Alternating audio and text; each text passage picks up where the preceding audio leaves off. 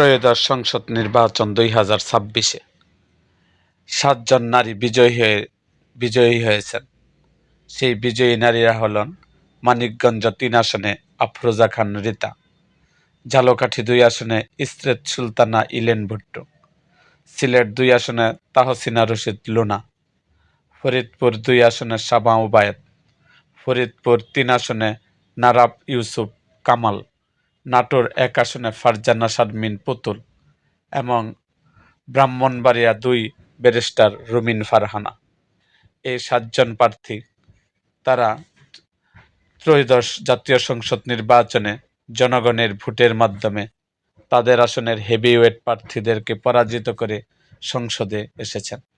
তাদের জন্য রইল শুভকামনা। তারা নারীর প্রতিনিধিত্ব হয়ে সংসদে কথা বলবেন, এটাই তাদের অঞ্চলের জনগণের আশা।